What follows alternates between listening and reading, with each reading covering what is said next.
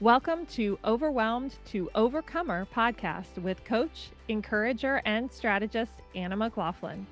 If you're a Christian woman who has big dreams rooted in an even bigger God, but most days those dreams feel completely out of reach, trust me, I get it. As a homeschooling mama of 4, entrepreneur, investor, and all around wearer of many hats, I am right there with you. And yet the Lord invites us to live out our God-given purpose now in the midst of the madness. So let's explore together how we can know our calling and walk in it today with clarity, with courage, with each other. It's time for you to live the life you love and love the life you live. Let's do this thing.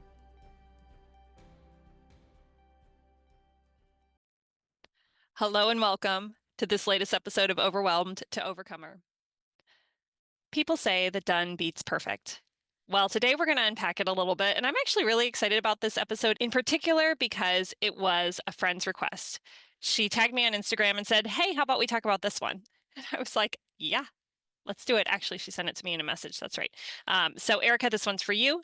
Let's dig in to how do we lay down this heavy mantle, this burden of perfectionism. There's a meme that's circulating around out there that says something along the lines of, "I finally tackled that project that I've been putting off for 3 years. It took me 20 minutes. I will learn nothing from this." And that's kind of how it is. We have piles that sit, we have tasks that linger, we have obligations that we just kick along down the road, and day follows day, follows day, follows week, follows month, and sometimes follows year. And that little pile just sits there, nagging us, calling to us, and weighing us down. So, how do we tackle it? Well, first, I feel like the Lord just gave me an insight this morning. I've been praying about this topic, and He reminded me we come by this honestly because there are points in Scripture where the English translation actually is the word perfect. And that's most notably in the Beatitudes, or right after the Beatitudes, in the Sermon on the Mount in Matthew 5. And verse 48 is the verse, but we're going to see it in at least a snippet of context, because we can't just take the verse. So the verse itself says this: "You therefore must be perfect as your heavenly Father is perfect." So this is Christ. Okay. So we're like, okay, well, that's legit. But what does he mean? What does he mean? It's not that perfectionism that we carry around. Let's dig in. "You've heard that it was said, 'You shall love your neighbor and hate your enemy.' But I say to you, love your enemies and pray for those who persecute you, so that you may be sons of your Father who is in heaven. For he makes his sun rise on the evil and on the good, and sends rain on the just and on the unjust. For if you love those who love you, what reward do you have? Do not even the tax collectors do the same? And if you greet only your brothers, what more are you doing than others? Do not even the Gentiles do the same? You therefore," so the therefore, and they say in scripture exegesis, what's the therefore? Therefore, it points back to the prior verses. "So you therefore must be perfect as your heavenly Father is perfect." Okay. Now that word perfect is teleos. Okay. I believe it's an adjective. And it actually is, it means like I think technically it means the finish, like finished, but it's translated generally as complete or mature. Okay.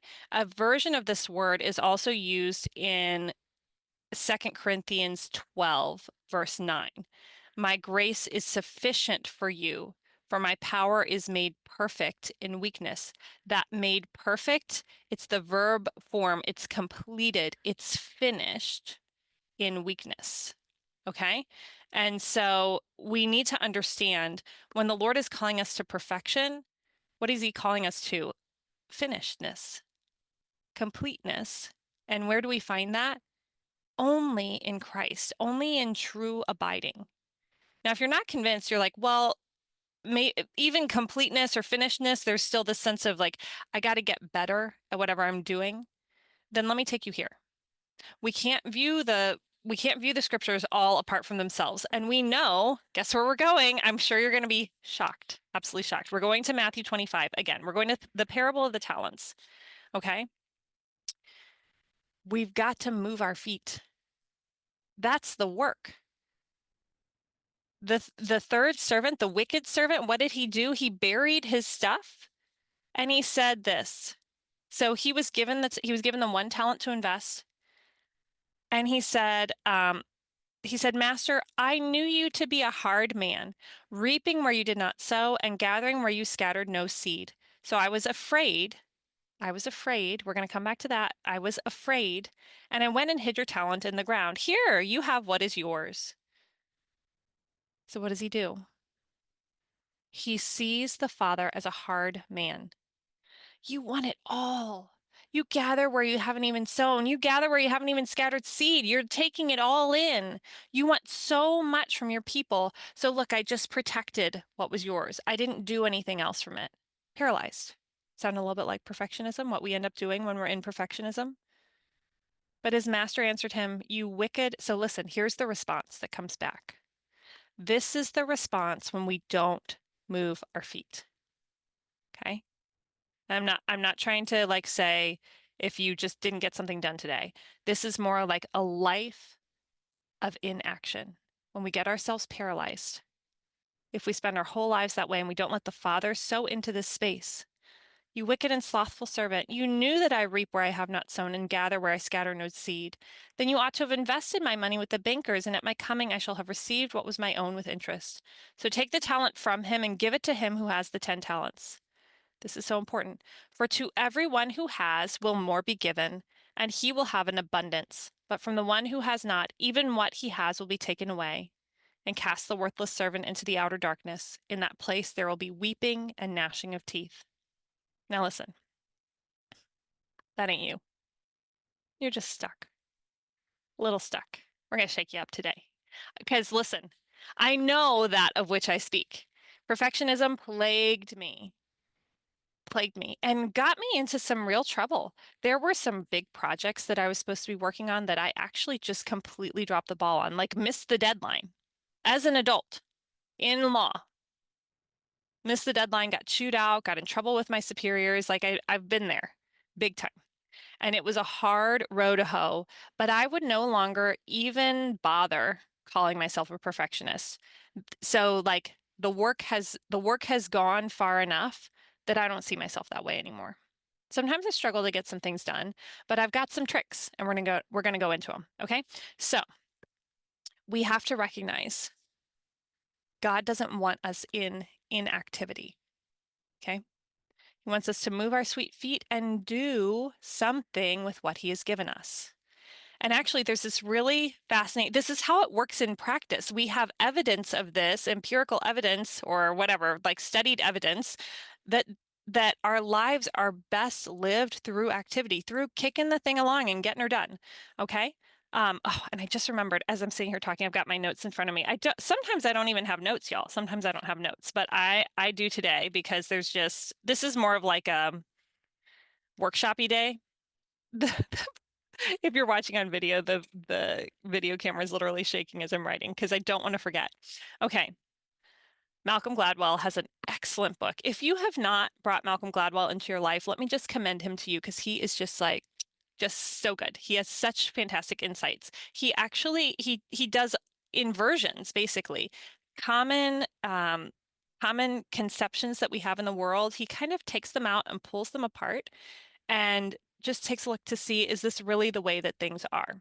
I just reread his book, Blink. He does all of his own audio for audiobooks, and he's just got this lovely voice.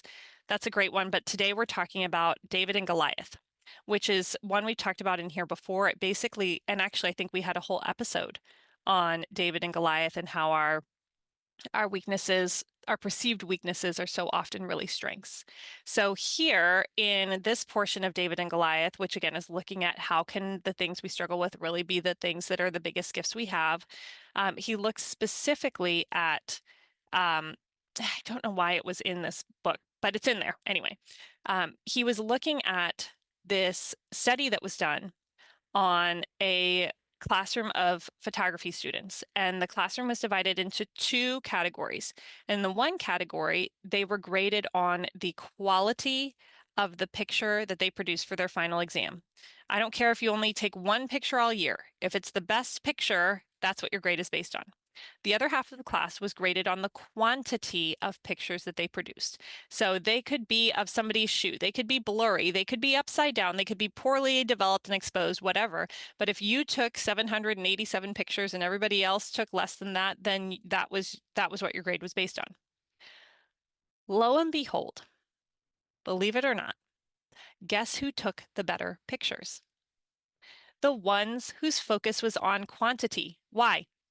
Because they took thousands of pictures. They gave themselves the freedom and the permission to just go and play. What happens if this aperture is different? What happens if the focus is different? What happens if I change out my lenses or do the different things in the light? And they became masters of their craft through activity. For those that were required to take the best picture, they're thinking and ruminating and obsessing and wondering and posing and reflecting and talking, but they're not with their camera. They literally have to click the button one time. They have to edit it one time the whole semester. And in fact, because of that focus of just once, but make it the best one. Now, can you just imagine how hard that would have been to like think through and analyze and obsess and worry and how am I going to make sure it's the best picture and what can I do? I mean, maybe they were out there snapping shots and if at their best, maybe they, that would be a good idea. But over here, in the group that is just called to produce, they're actually getting far better results. Interestingly enough, we are part of a homeschool curriculum and community called Classical Conversations, and the classical education is built on this idea. Just repeated exposure to a concept actually produces mastery. And being part of this community has helped immensely in my ability to lay down perfection. Why? Because we're going to see it again next year. All we got to do is open the book this year. All we got to do is let these ideas wash over us as a family because we'll see it again next year. And do you know what that's produced? I remember thinking when we joined, there's this thing called Memory Master where you literally memorize all 24 weeks of material, 24 weeks times 7 different subject matters. I don't even know what the math is on that, just like hundreds and hundreds of facts. And I remember hearing that that was a thing. I was like, there is no way any normal human being could do that. Well, I now have a child who's done it twice, and he's working on his third because there's 3 different years of material. Why? Because every day, you're just washing yourself in the material. Okay. How do we beat perfection? Through action. Just taking action. Okay. So we have to recognize, because I think one of the things is we kind of believe it. We think if I just wait long enough, if I'm just sure enough, then everything's going to be okay. Then I can actually reach that perfect that God's calling me to. That ain't what he's calling you to. The perfection is this maturity and completeness that's actually really about how we love in the world. Did you see where that verse was? I didn't even hit on that. I meant to. Okay, this is key. Where are we called to be perfect? In the context of loving. That's our work. That's our life's work, is to love. We cannot love without action.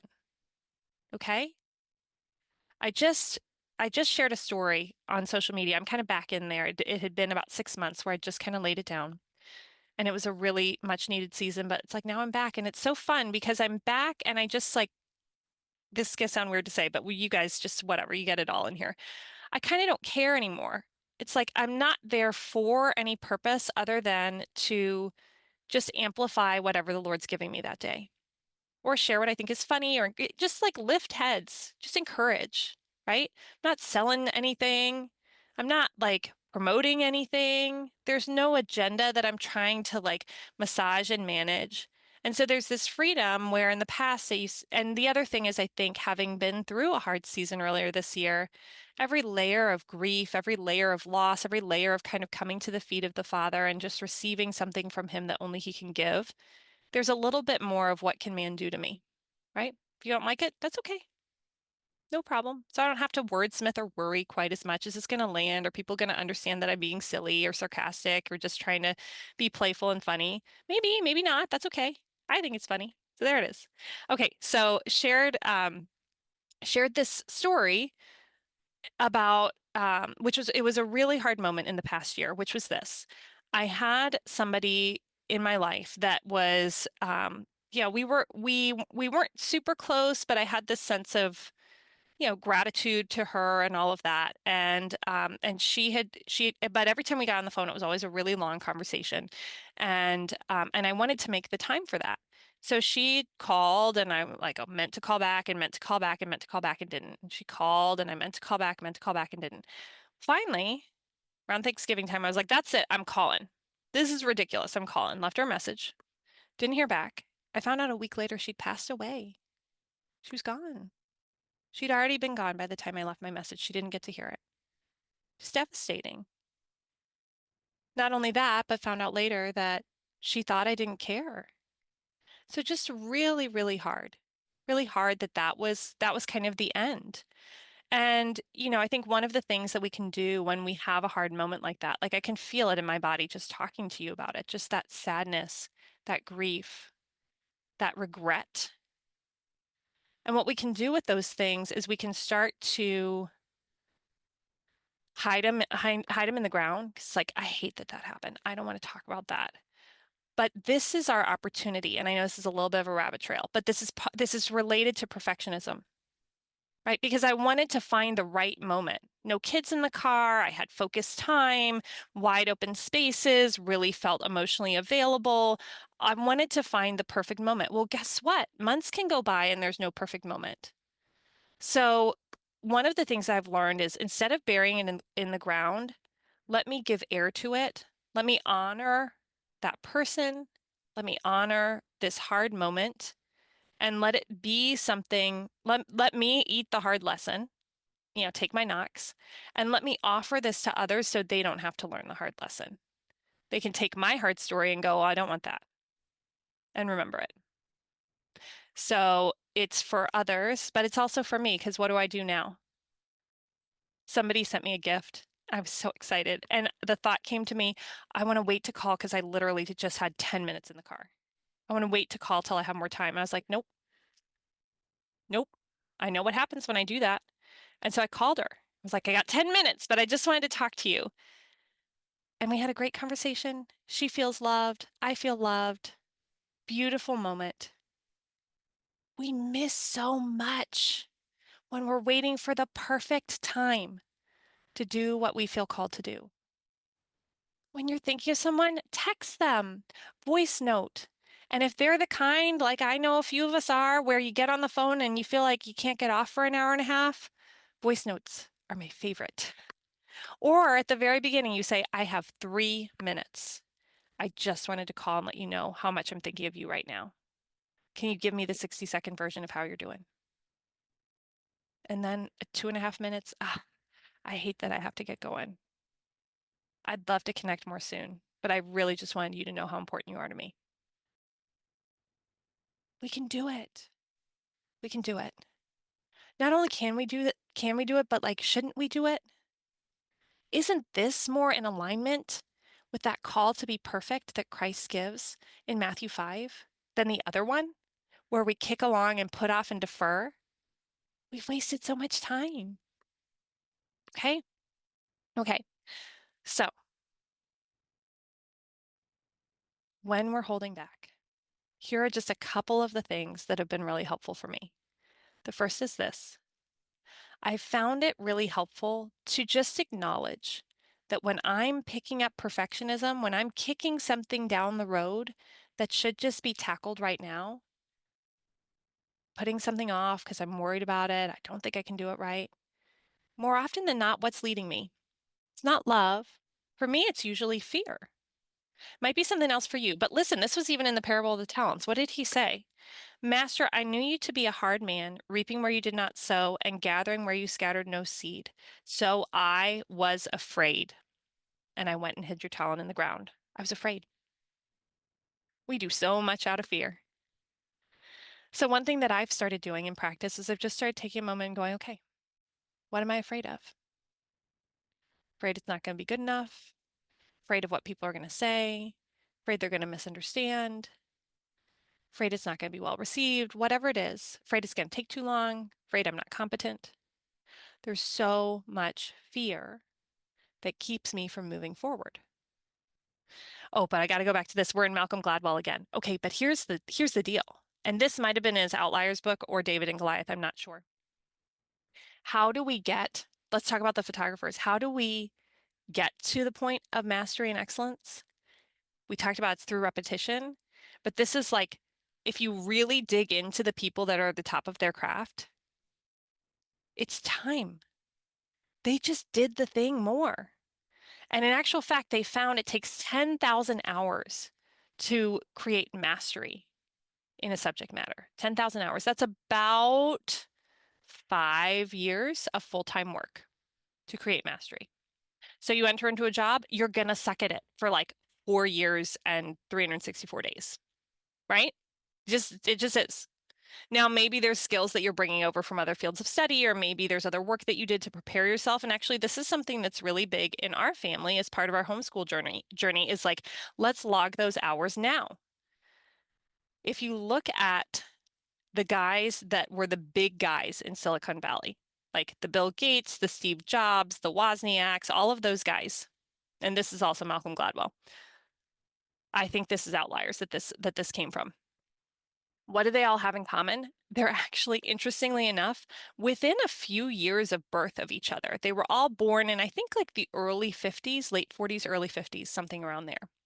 Why was that the case? It's because they were at the perfect age. So when they were kind of in middle school, computers started to become available and they were all located, I think, in California too, near large universities. Okay, so when they were just coming to middle school, there started to be these big old computers available at large universities or other like local, kind of like university towns, like libraries, that kind of thing. They were at a point where computers were becoming available then in like universities and computer labs and things like that in their teens and early 20s. And then they were in their early career years when there started to actually be work in the realm of computers. So here they are, kids with umpteen hours to spare, able to just go to these university computer labs in their spare time as kids. And that's what they did. So by the time they hit their early 20s, they've logged their thousands of hours already. And then they know they don't have families yet. They don't have to be in some sort of stable job with health insurance. And so they can kind of go out on their own and start creating and innovating because they're able to work. They've exited school, but they're not yet tied down. And so that's why they're all around the same age. It's all about action. Perfectionism keeps us from taking action. If you take nothing else from this conversation, perfectionism keeps us from taking action, which means we are not bearing good fruit. It is directly affecting our fruitfulness. Imagine if every time you thought of someone, you just texted them. Imagine how much love you would be putting out that right now is just staying stuck inside of you, right? If we took action each time we felt that prompting, because it's love we're supposed to be becoming perfect in. That's actually the work. That's the thing we forget in all of this. It's not about the tasks that we produce, it's love that we're called to be perfect in. Okay? So, helpful tools. First, recognizing fear. What am I afraid of? Okay? Fear is so often at the root of perfectionism. It keeps us stuck and it keeps us from taking action. Okay? Second, heard a great little snippet from a podcast. If we are feeling overwhelmed about a task, we have not yet broken it down to its smallest manageable piece. So we need to chunk it down and down and down again. And this woman, she's a writer. So have to write an article? Overwhelming? Just write a paragraph today. Is that overwhelming?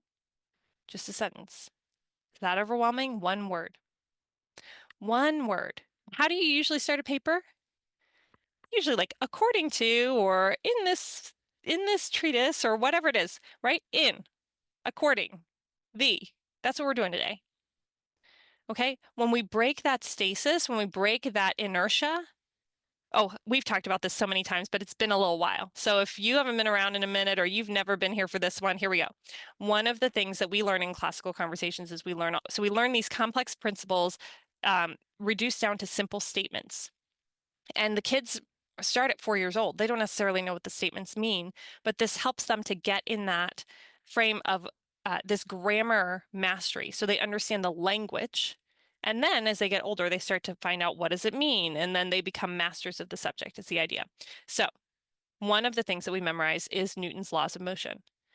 Okay? This is so important because this is us too. What God does in the natural, it's also happening in us. It's happening spiritually. Newton's first law of motion says that an object at rest tends to remain at rest, and an object in motion tends to continue moving in a straight line at constant speeds unless, or until, I forget which one, an outside force acts upon it. An object in motion tends to remain in motion. Got to move our feet. How do we beat perfectionism? Move our feet. Just move. Do something in the direction of the thing you feel called to do. Set a timer for 5 minutes. A friend of mine wrote a book, 15 minutes a day was all she had. But she did it. 15 minutes. 15 minutes writes a book. 15 minutes finalizes a dissertation. 15 minutes creates a beautiful piece of artwork. 15 minutes mends marriage. 15 minutes. That's it.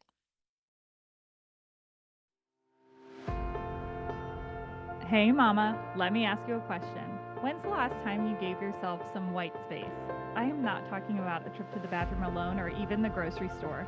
When's the last time you had what I like to call some no one needs me time? For homeschooling entrepreneurs, time like this isn't a luxury. It's actually a key component to a healthy business, homeschool, and family life.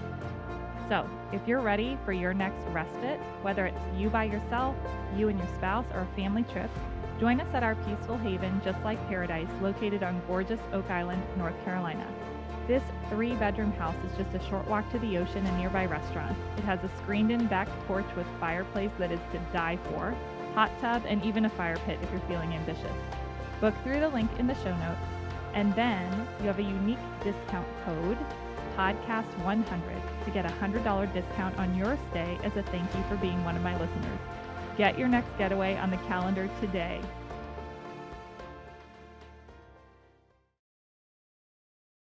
Now, this is an important question too, and maybe an earlier one, but I don't know. No, I'm going to say no. Move your sweet feet, okay? Identify that fear is driving you. And listen, I'm going to say this. I'm like just talking to you as a girlfriend. If you're like what I don't want to invite you into is to be like, okay, what am I afraid of? Let me ruminate on that for a week or two. No. Move your feet while you're afraid. What am I afraid of? Probably something. You're probably afraid of something. That's why you haven't done it so far. Just go. Let's just go. Okay? Don't wait. Hopefully you could hear me snapping. That's me like, move your feet, move your feet. Okay? So once in motion, because like we don't just want to sit in paralysis all the time. Now, I'm not talking about big, huge decisions here. Okay? Like, do I move forward into this new type of study or not? Do I launch this new business or not? Okay? Sometimes we just need to move our feet instead of thinking about it all the time. A friend of mine was in private practice forever under a firm, but he'd always wanted to start his own thing. And one day his wife finally looked at him and said, "How long are you going to keep talking about this? It's been years. Are you going to do it already?" Well, I mean, what is there left to do after that, right? He did it. Started his own firm. Wonderful. Absolutely wonderful. Okay. So if you've been talking about the thing and ruminating on the thing and, I don't know, I'm just holding back, maybe it's time to start moving. You take that before the Father. But even just with I'm talking about the little stuff too. Okay. Just let's go. Let's go. Okay. Now, the important question to ask at some point along the line, if it's a big decision, maybe beforehand. If it's a big decision beforehand, I'll just say that. If it's a little decision, maybe we need to get in motion first. Am I operating under his covering? Okay. Is this my gift or calling for this season? Notice. If you actually aren't exhibiting signs of perfectionism in a lot of other areas, but there is this one thing that you're constantly putting off, constantly. Is it your portion? Like, and when you do it, do you feel joy? Do you feel dread? Okay. I was in a certain type of service in my church, and every time it came time to do it, I was like, oh.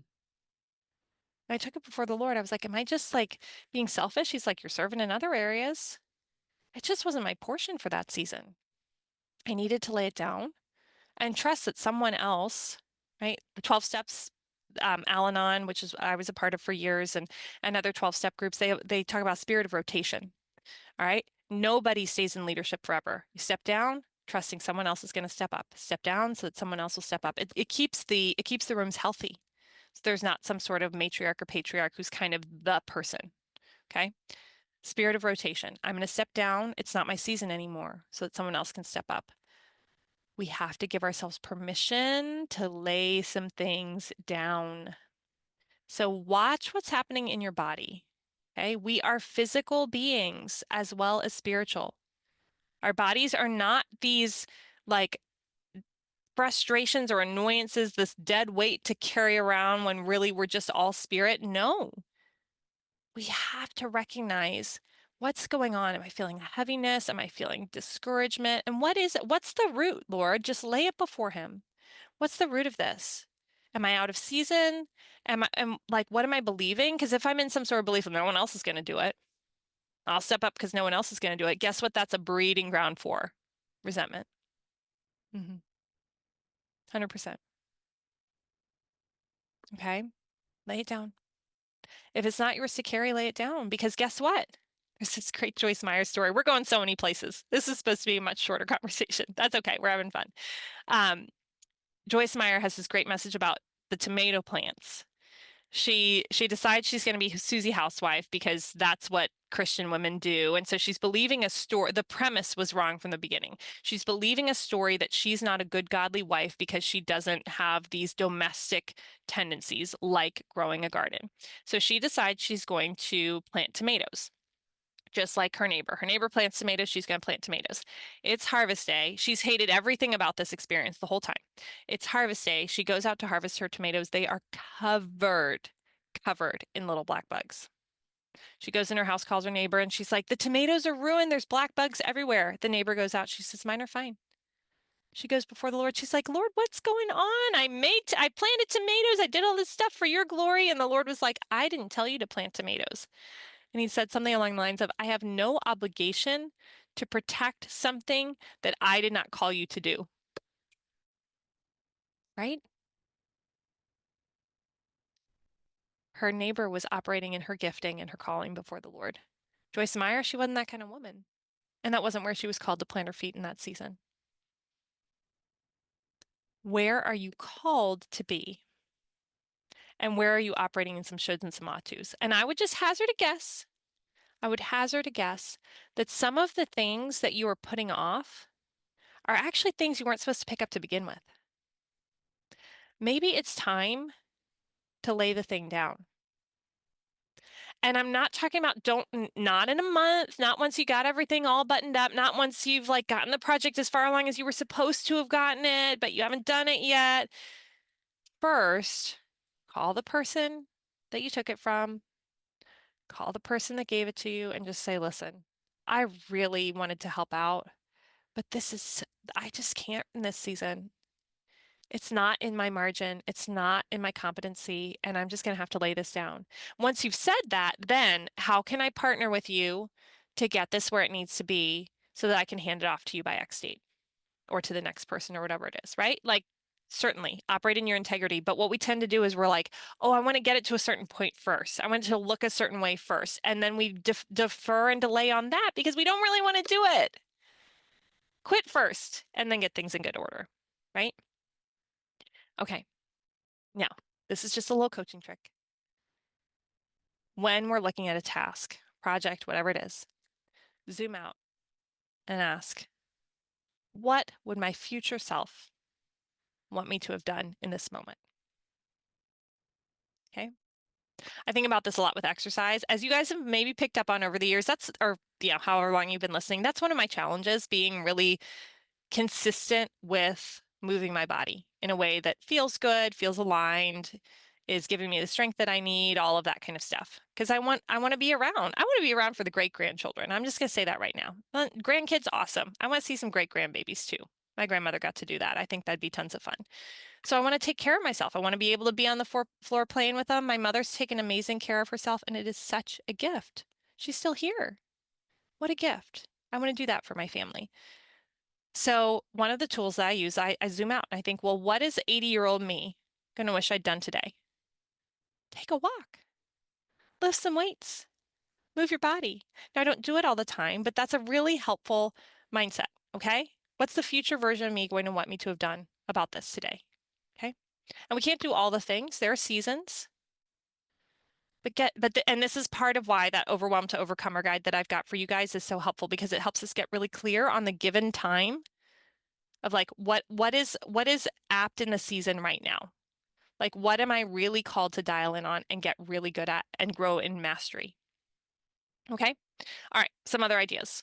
Grab accountability partners. When we say out loud what we're intending to do, we're far more likely to do it. Okay. And this is not like the accountability partner where you know you're going to ask her to be an accountability partner and she ain't going to do her thing either. That's not going to work. Grab someone that you respect, that you would feel a little bit like awkward being like, I didn't really do anything. Where she's going to be like, why not? I'll give you a little hint. Someone like me. Grab someone like me as an accountability partner. Okay. Now, this one's related to what we talked about earlier. Clear the decks. Another thing you can do is clear the decks. Eliminate things that aren't your portion. So say that you got clear, okay, this project right here, this is very much what I'm called to do. You might have some other things that you're not called to do that are filling your space, or you might have your timing out of order. We want to do the big things first, so we don't lose them throughout the day, because we know what happens once we get started. There's dishes and there's laundry and there's kids needing us and there's, all the different things to figure out and plan and coordinate and whack-a-mole. It's like whack-a-mole, right? Create some space. Okay, might mean that you're setting your alarm a little earlier in the morning. 15 minutes. 15 minutes writes a book. 15 minutes runs a marathon. Okay, 15 minutes does what you need to do. Okay, now, if you've got something big and you're really trying to grow a thing, powerful habits is key. Read Atomic Habits by James Clear, one of the best books, I would say one of the top non-faith-based books that every single person, especially Kingdom of God people, has to read. Has to. It is so powerful because it helps us know how to do what we're called to do in Matthew 25, how to use our gifts well by building good habits and by learning how to minimize habits that aren't powerful. Okay? All right, a couple other things that just like scattershot now. Focus on one thing. If you're really trying to grow something, so this is more than just I procrastinate with the dishes, I procrastinate with the laundry, like with that stuff, that can be just, okay, set a 15-minute timer. Okay? If you're really trying to grow a thing, just pick one.